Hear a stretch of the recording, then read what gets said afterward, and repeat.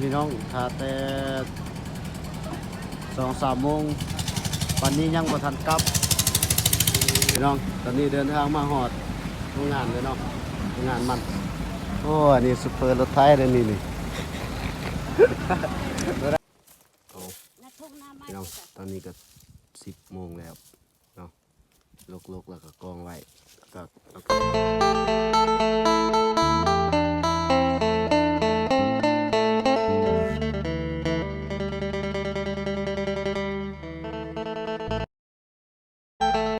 กับสวัสดีพี่น้องเนาะ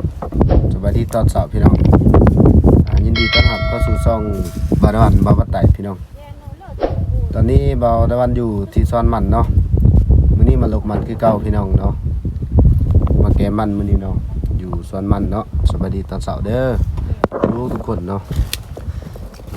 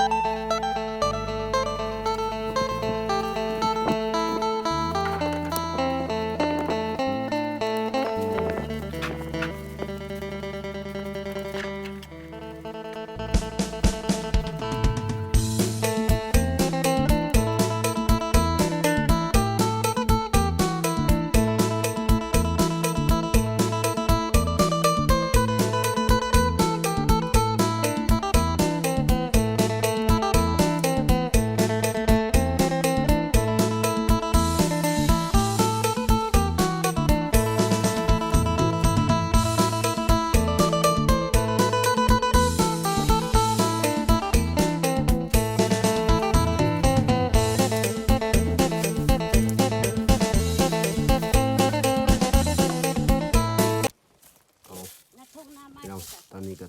10 โมงแล้วเนาะลกแล้วก็กองไว้ก็เอาขึ้นใส่รถ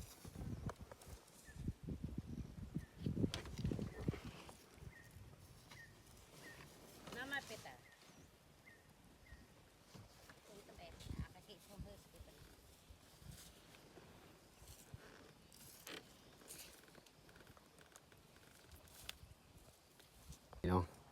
เต็มแล้วจนก็คือจนแต่เสาจนหอด2 บ่ายโมงพี่น้อง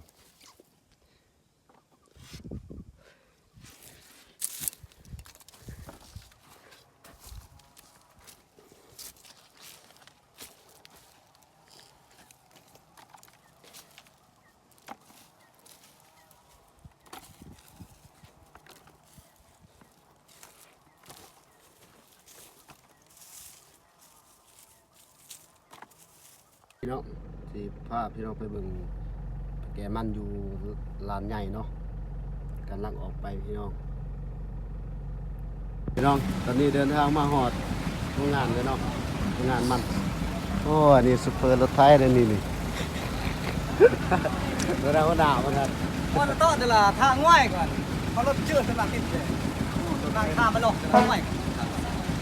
เต็มพี่น้อง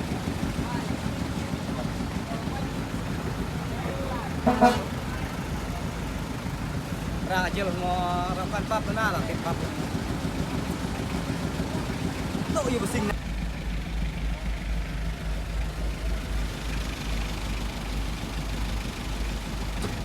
ดูขนาดกันเลย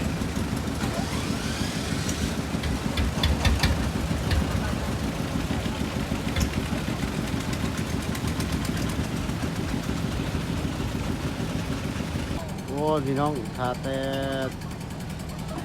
2-3 โมงวันนี้ยังบ่ทันกลับ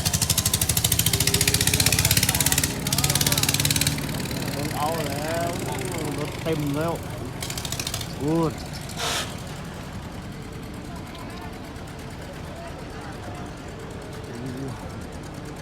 โอ้ องงานใหญ่